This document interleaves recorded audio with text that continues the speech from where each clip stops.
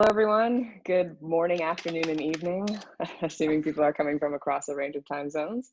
My name's Dee Payton. I'm a philosophy PhD candidate at Rutgers, and I'll be chairing this talk. So today, the fourth and final talk of the workshop, at least today, will be given by Claudia Mazucca and Matteo Santarelli. I will hand the floor over to you all for the next 20 to 40 minutes. Yeah. Great. Okay. So, yeah. Good morning, good afternoon, good evening, whatever it is for you. So we are going today to present our latest work. So I am a cognitive scientist working at the University of York, and Matteo Santarelli, my co-author and colleague, is a social philosopher working at the University of Bologna. So today we're going to talk about the process of politicization, which can occur to certain concepts. And specifically, we are going to rely on examples taken from the concept of gender and gender sex. So, yeah. The concept of gender has been the battleground of both political and scientific debates. So on the one hand, some accounts contended that gender is a biological feature, while on the other hand, some scholars maintained that gender is a sociocultural construct.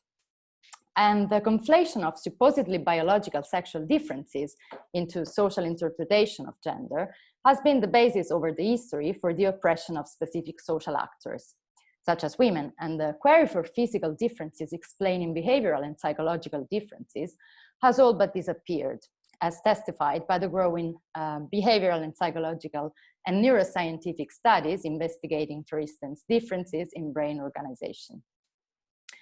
And those studies, although certainly less radical than Darwinian-inspired accounts of sexual differences, all rely on the assumption that strictly dimorphic biological differences exist between females and males, and that these differences are reflected in the social and cultural arena by women and men's different cognitive abilities and behaviors. So feminists were among the first to challenge these positions, separating social gender from biological sex in order to oppose the biological determinism that allowed for their subjugation. On certain feminist accounts, gender is then considered to be a socially constructed category, whose boundaries are not delineated by relying on physical or essential characteristics. Rather, they are the result of social and cultural practices, and as such, they have social implications. Well, more recently, some scholars coming from different disciplinary perspectives questions the dichotomy opposing biology to culture, represented by the opposition between gender and sex, and coined the term gender sex to account for the strict entwinement between sociocultural factors and biological and physical factors in shaping gendered identities. On this account, gender and sex, or better, gender sex, are both biologically and socially constructed. So to sum up, some of the questions that animated the debate on gender over history and that are also presented in this workshop are, for example, how many genders are there? Is gender rooted in our biological asset? Are gender and sex the same thing? Well, all of these questions entwine one more crucial and often overlooked interrogative. That is, how is it possible for a concept to be the purview of so many disagreements and conceptual redefinitions? The main question we will address here is how and why, then, is it even possible to disagree about how gender should be considered? So we're going to propose that a possible preliminary approach to tackle these issues is to consider gender sex as a political concept. But what does it mean for a concept to be political? In order to expound on this, we will firstly present a discussion on the nature of political concepts as they were treated by social sciences. Then we will implement this discussion with perspectives coming from contemporary debates in cognitive science.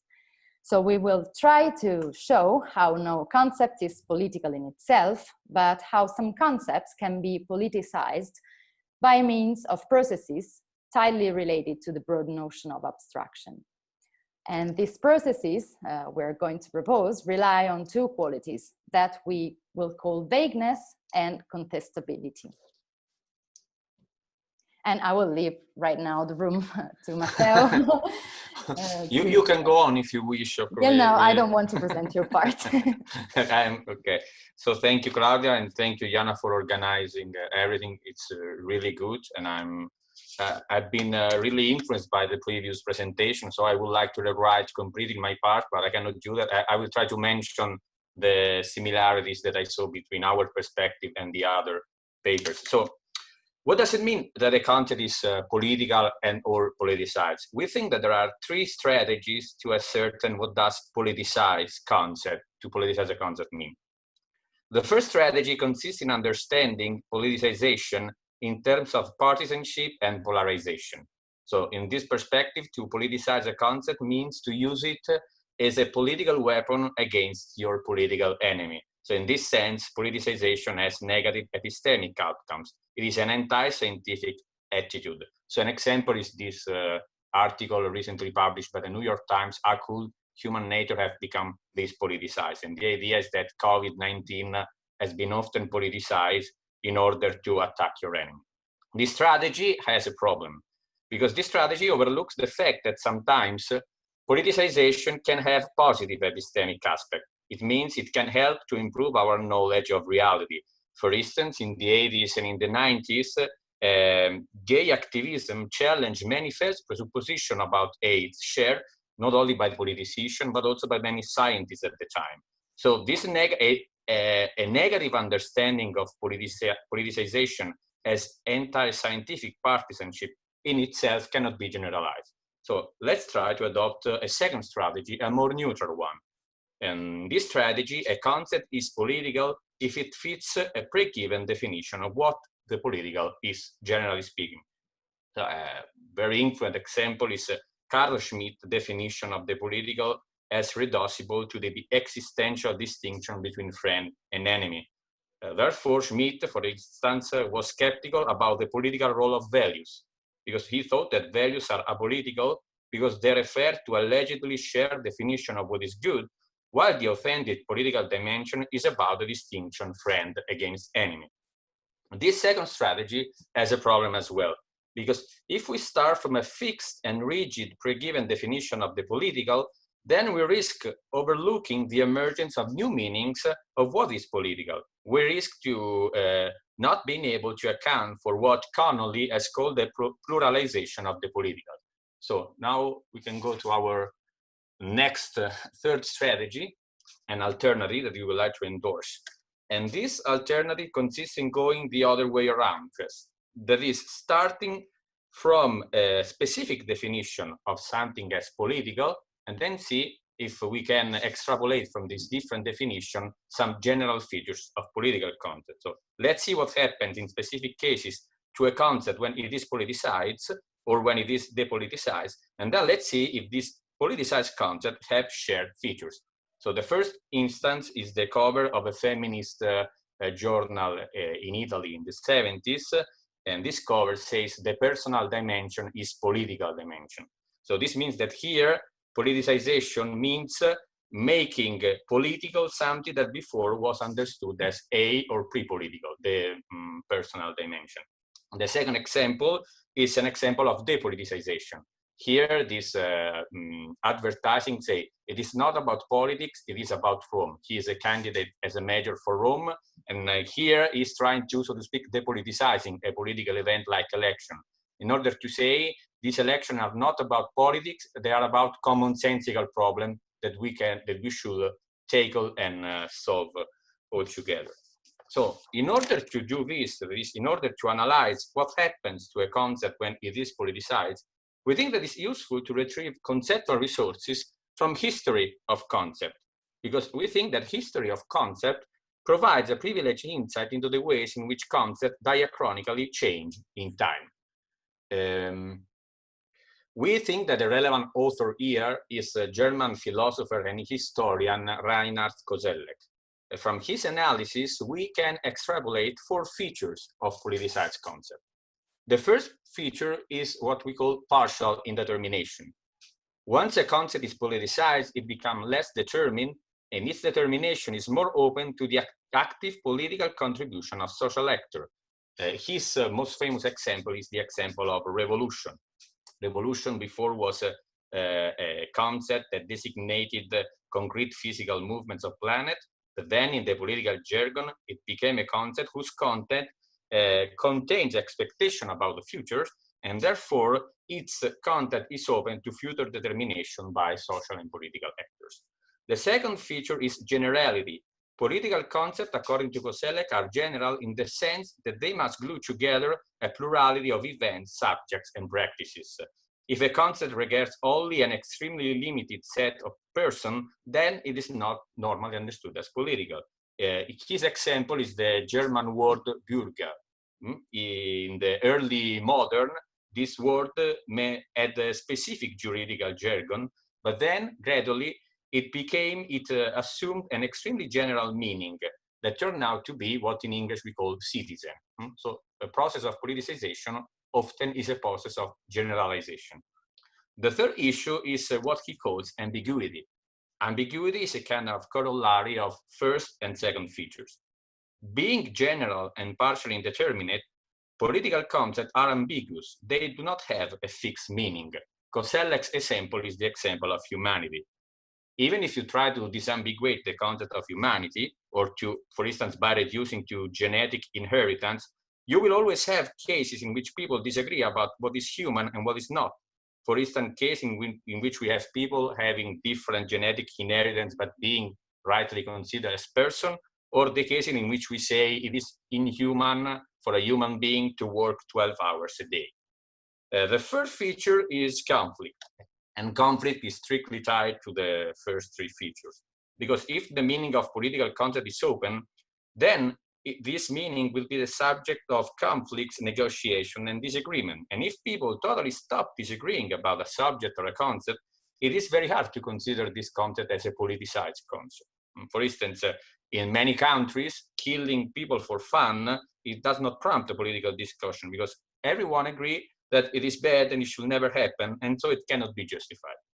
So our proposal is to simplify Koselleck model, because we think that, for instance, instead of conflict, we can talk about contestability by retrieving resources from Gallie in an original way, as he will try to explain.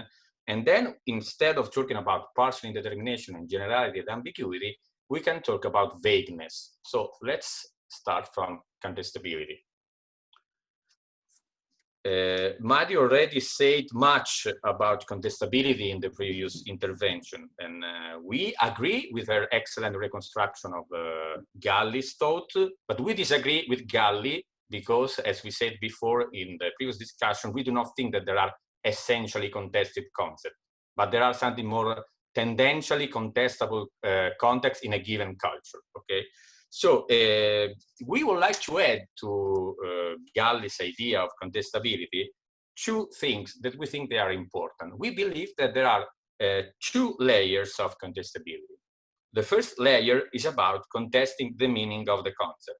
It's something similar to semantic pluralism as described by Matteo Cole in the previous intervention. To understand what does contestability means here, we think that it is useful to see contestable concepts, and we don't know if Gallie would agree with that, but I think it's better to do that, to understand contestable concept as cases of what Ronald Dworkin called interpretative concept.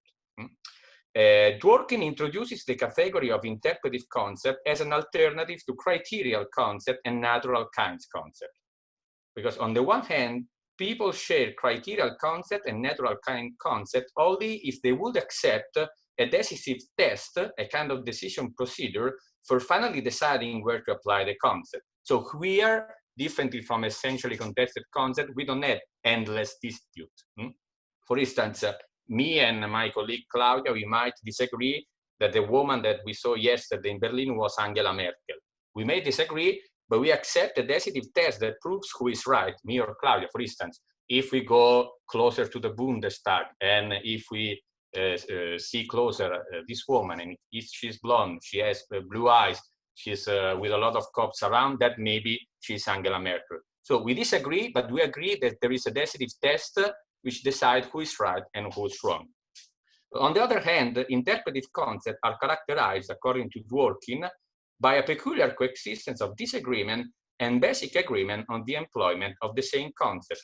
So we share an interpretive concept even if we largely disagree on what instances belong to the concept. Here I'm quoting Dworkin. We agree that these values, for instance, freedom and equality, are important, but we do not agree about the precise character of these values. So according to Dworkin, this is only in the case of interpretive concept that we agree on the genuine nature of our disagreement. So the difference between interpretive concept and non-interpretive concept is not about that we disagree about non-interpretive content and we do not disagree about non-interpretive content, but it's the specific kind of disagreement. Because in the case of interpretive content, and we think also in the case of a contestable concept, we have a peculiar coexistence of agreement and disagreement, which is typical of what we understand by reshaping Gallie's idea as contestability. For instance, we might agree with Janis Joplin and Chris Christopherson that freedom is a value, but maybe we disagree about the fact that freedom is just another word for nothing left to lose. Maybe we have different ideas about freedom, but we agree with them that freedom is important. The second layer of contestability, it's a kind of what we might call a meta contestability, because it's contestability of the contestable nature of a concept. And we think that gender sex, also in connection with the previous discussion, is a nice case. Because in this case, we might disagree not only about our understanding of the meaning of gender sex, but also about their contestable nature. For instance, a conservative person may think that both gender and sex are not contestable because they are criterial in working sense. You are a man if you have certain physical properties, you are a woman if you have certain physical properties, and so on. A progressive person, number one, may say, I disagree. I think that gender is contestable, but sex it isn't. But then also another person, let's call the progressive person number two, in the wake of Butler and of the book Below, which is about politicizing part of the body like clitoris, someone might say, I disagree with both conservative person number one and progressive person number one, because I think that both gender and sex are contestable. So this is just to say that contestability is not only about the meaning of a concept, but also about the fact that this concept is contestable or not. So when we say that political concepts are contestable, we say that people can disagree in the sense of C1 about their content, but they can also disagree about their very political status. For instance, a person might say that gender should be politicized and sex shouldn't be politicized. Another person might say that sex, like we said before, could be and should be politicized, but gender should not be politicized. So there is a contestability about the political status of gender sex. The second feature that we think is related to politicization is vagueness. We understand here vagueness in the wake of the work of the semiotician and philosopher Charles Sanders Peirce. And in his perspective, vagueness means something like partial indetermination, generality, and ambiguity. According to Peirce, vague concepts are partially indeterminate in the sense that they, quote, reserve further determination to be made in some other conceivable sign, end of quote. That is, the meaning of vague concept can be reshaped by means of further conceptualizations. We think that political concepts are vague. Sorry, I need more light. Okay. Insofar as they are general, partially indeterminate, and they glue a plurality of actual and possible reference together. They are abstract, we might say, in both senses of abstraction, that is generality, and abstractness, detachment from concrete, manipulable reference. We take this distinction in contemporary cognitive sciences by this work by Borghi and Pinkowski, 2013. So we think that vague concepts are particularly ambiguous abstract concepts. And this is why sometimes in the next slide, we will refer interchangeably to politicized concepts as abstract or vague when differentiation is not needed. A good example to understand what does it mean for a political concept to be politicized and to be vague is gender sex. For instance, people that say that gender sex should not be politicized often claim that gender can be reduced to sex and sex can be reduced to full determined physical properties. So saying that the definition of gender sex is open to political negotiation implies the impossibility of a one-for-all determination and therefore of vagueness. So here politicization means the contestation of the attempts to fix once and for all the physical and corporeal referent of gender, for instance, genitalia and hormones, each time incurring in some configuration escaping traditional definition. And we say that we are inspired by Fausto Sterling 2012. So to sum up, we might say that political concepts are contestable and vague. Or rather, we prefer to say that in order to politicize a concept, you have to make it contestable and vague. Or even more precisely, and anticipating our preliminary conclusion, in order to politicize a concept, you have to make it vague and contestable feature more relevant. But here, in the next slide, we would like, thank you, Laura, we would like to present two problems with this understanding of politicization as making it vague and making it contestable. The first problem is about the specificity of lived experience. This specificity of lived experience has been highlighted by feminist inquiries and intersectional theories. The definition and the understanding of gender sex identities are strictly related to first person, either individual or collective bodily experience. Now, how to account for this level of experiences if we define gender sex as vague and even abstract concept? If gender sex as a politicized concept is vague, does it mean that the concrete references to first person bodily experiences are apolitical? Many feminists and many intersectional theories would strongly disagree with that. So it is an open problem that we have to solve. The second problem is the following one. When we say that gender sex is a contestable concept, should we mean that this concept is incessantly contested in every social and cultural context? It doesn't seem very convincing because it seems very likely to imagine a situation, a cultural situation in which gender sex is not contested. So when we say that to politicize gender is to make it contestable, do we mean that gender sex is contested everywhere or not? So in order to account for these two problems, we think that it could be useful to retrieve some insight about abstract concepts from contemporary cognitive scientists. And I'm more than happy to leave the stage to my colleague, Claudia. Yeah. So in cognitive science and specifically in cognitive psychology, concrete and abstract concepts are understood as two different kinds of concepts. Traditionally, on the one hand, we have concrete concepts which are mainly acquired and processed and stored through sensory motor interactions. Whereas on the other hand, abstract concepts are thought to rely mainly on linguistic and verbal information.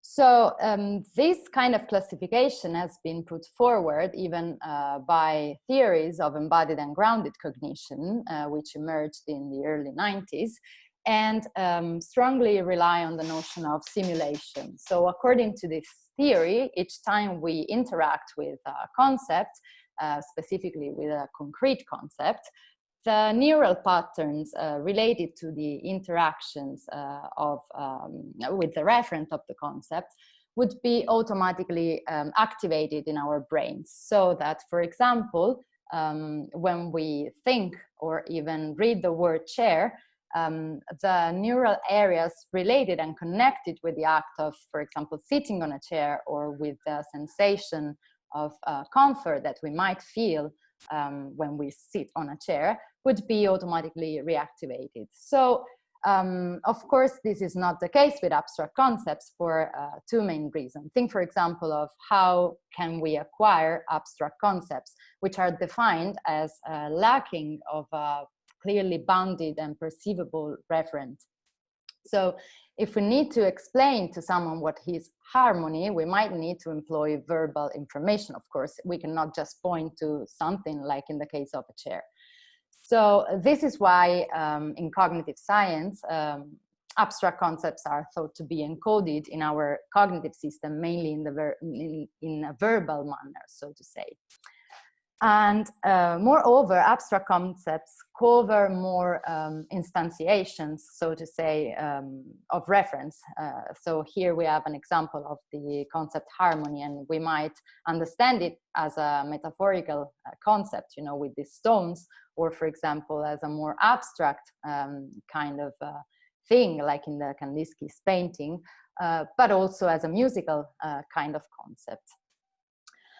Well, however, recent evidence is pointing to the need of reconsidering this dichotomy opposing abstract to concrete concepts, and specifically recent embodied and grounded approaches to cognition are evidencing how abstract concepts are a heterogeneous class, including different kinds of abstract concepts.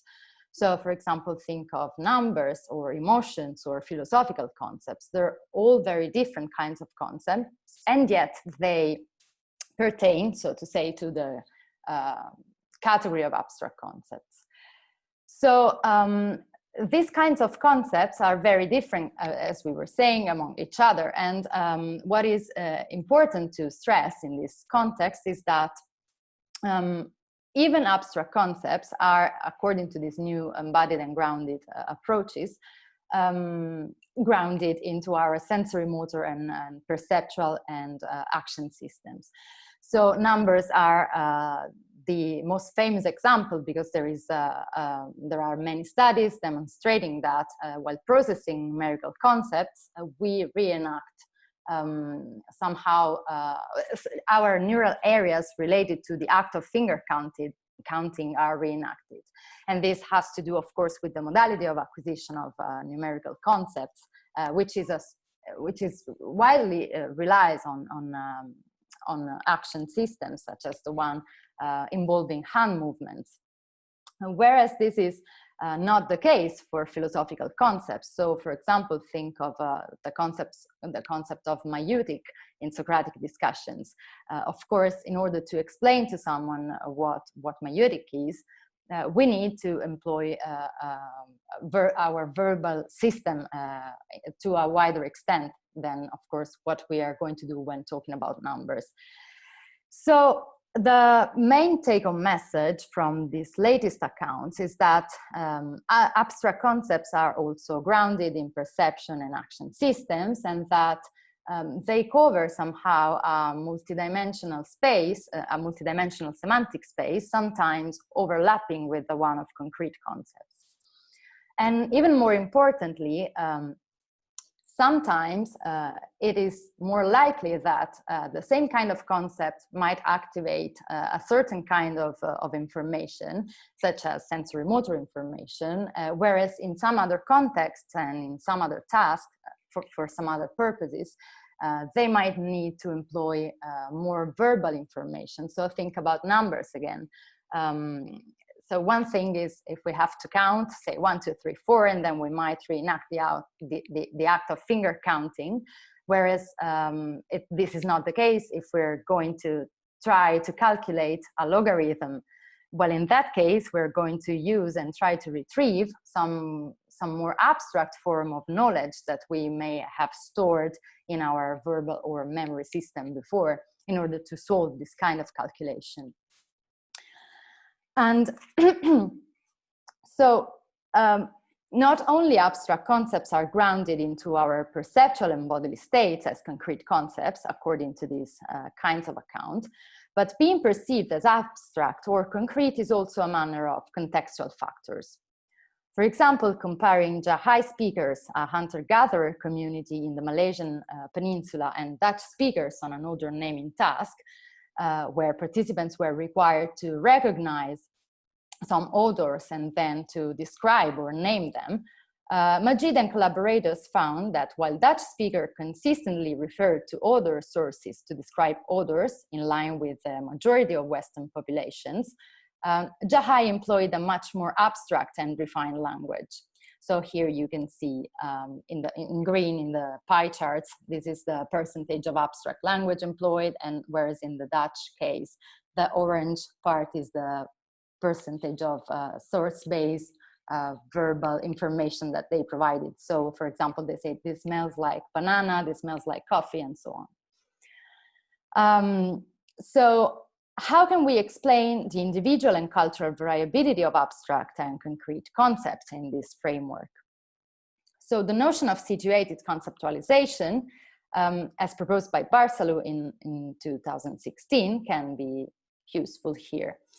So situated conceptualizations are defined as integrating knowledge derived from situation processing and more global knowledge stored in the conceptual system. And according to this perspective, different people might experience different kinds of situations related to a concept, therefore allowing for different conceptualizations to become established in their memory and conceptual system. So recent understandings of abstract concepts, as described before, can help us to better clarify the two potential shortcomings outlined before by Matteo. So on the one hand, considering gender sex as an abstract concept in an embodied and grounded perspective means that its perceptual, physical, and corporeal grip is maintained as one of the possible forms of grounding of gender. Moreover, this interpretation paves the way to intersectional accounts of gender, recognizing the specificity of each gendered experience in the conceptual constitution of gender and in its social and behavioral consequences. And this has to do with the fact that in this framework and in cognitive science, it is widely recognized and acknowledged the fact that our conceptual system is shaped by our cultural environment and by contextual factors, but also by our bodily systems and our perceptual systems. And on the other hand, the notion of situated conceptualizations enables us to explain the conceptual variability that some concepts entail. So situated conceptualizations emerge from the interaction of the agent with the physical, cultural, and social environment, as we were saying. Thus, it is perfectly reasonable to speculate that a specific concept won't be always contested. Nonetheless, recent evidence is pointing to the idea that depending on specific experiences and cultural settings, the concept of gender might be understood differentially, and specifically in more abstract or more concrete terms, depending on whether the concept needs to be contested or not. So a recent study on an Italian sample of participants showed that cisgender heteronormative participants were more likely to define gender in concrete terms when compared to gender diverse and non-heteronormative participants. So for instance, the first group of participants defined gender mostly referring to biological and perceptual features linked to sex, whereas the second group mostly produced features related to cultural and social factors, such as freedom, queer, and so on. And it has to be pointed out that at the time in which we conducted the study, the LGBTQI+ rights situation in Italy was far from settled. And many civil rights were and still are a matter of debate for the LGBTQI+ community, thus opening the way to the politicization of the concept. And then we can turn to some preliminary conclusions of this talk. So we have tried to show how no concept is political in itself, but how rather concepts can be politicized. And the process of politicization, as we have tried to show, is tightly related to the notion of abstraction as depicted in the previous discussion. So in the terms of embodied and grounded cognition theories on conceptual knowledge. And specifically to politicize a concept, we try to evidence how the role that is played by two main features, which are vagueness and contestability. So in this perspective, the more a concept is vague and contestable, and the more it is subjected to be politicized. And now I will leave the room for Matteo to start with open questions. Okay, thank you. We just want to make a couple of short remarks about an open question, and then after about the possibility of operationalize this idea in an empirical way. So the open question is this one: does abstractness unite or divide? Recent research in cognitive sciences, for instance, Gilead 2020, but also good old classical sociology of the first part of the 20th century, I think about Parsons and the structure of social action, they think that shared abstract values play an integrative function in plural modern societies. So given social differentiation in modern society as a condition of possibility for the very existence of society and of social order themselves, we need ultimate abstract and general values that keep plurality together. So these values have to be abstract once again, because they have to go beyond or above growing internal differentiation of society. Problem: if Gilead and Parsons are right, can we still say that vagueness and abstractness are connected to contestability? For instance, let's think about, we have two politicians, a radical right-wing politician and a radical left-wing politician, and they have very different value orientation. But at the same time, at a very abstract level, maybe these two politicians both believe in a vaguely defined idea of freedom. So here we have apparently a situation in which the more you make a concept vague, the more you make people likely to agree. And this challenges apparently our idea according to which there is a strong connection between vagueness and contestability. So how to address this problem? Our temporary possible answer is the fact that contestability, as we already said before, has a lot to do with the coexistence of agreement and disagreement. Because a vague idea of freedom entails at the same time a temporary agreement.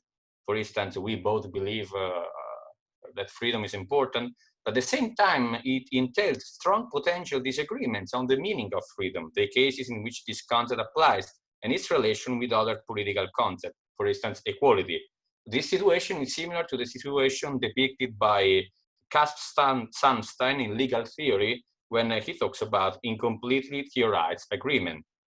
In incompletely theorized agreement, people agree that they are temporarily agree at a very vague level, but they know that this agreement will likely produce conflict about the application of the concept at issue and so on. So we have to develop a more detailed answer here to this issue, but for now, we think that this Gilead-Parsons criticism is not wrong, but it tells just part of the story about abstractness, vagueness, and politicization. We can rephrase here Levinson quote, "The illusion of clarity increases with the level of abstraction," by saying that the illusion of full agreement increases with the level of vagueness, but still it's an illusion because it opens to further disagreement.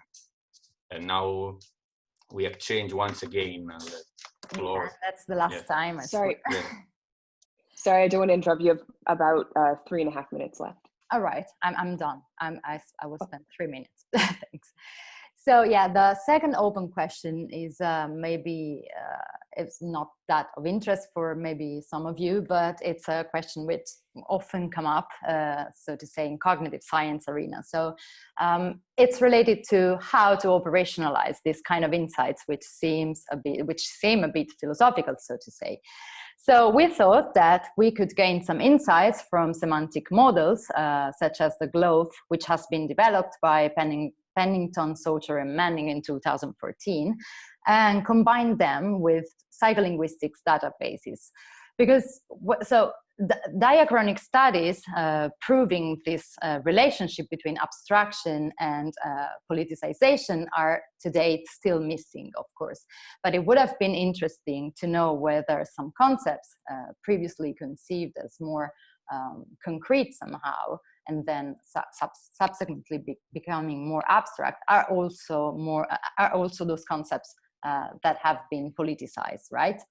So we tried to just make a case with the concept gender, and we trained this GLOVE algorithm on the Wikipedia English text, searching and creating word vectors for the target word gender. So word vectors are some kind of measures used in psycholinguistics specifically, which kind of give an overview of the semantic relations between words, because they are based on co-occurrences. So what this algorithm does is it searches for the most for the features, for the words that most frequently co-occur with the word gender in this Wikipedia English text. And after that, of course, we calculated cousin similarity, which is a measure of similarity for the words associated with it, and specifically for the 10 top words, so to say, most related with the word gender. And then we retrieved concreteness scores from a famous database, which is the Briceberg database of concreteness, in which these authors have been asking participants to rate words, basically, on a Likert scale from 1 to 7, where 1 indicates abstract, so language-based, and 7 indicates concrete, so experience-based. And it covers almost 40,000 English words. So we just retrieved concreteness scores for the top 10 words related to gender in the Wikipedia text, and we just plotted them into this graph, so to see whether they were more abstract or more concrete, and the results are there. So you can see that they are basically all of them are abstract or rated as abstract words. So you have sexual orientation, grammatical, sexuality, identity, discrimination, abuse, relationship, role, and the most concrete word is sex. So we can argue, of course, we can debate whether these words are abstract or concrete, but this is one way to somehow empirically test our idea that somehow abstraction is related to politicization in this sense. And I think that's all, and we're done. So thank you for listening, and we hope to have a good discussion.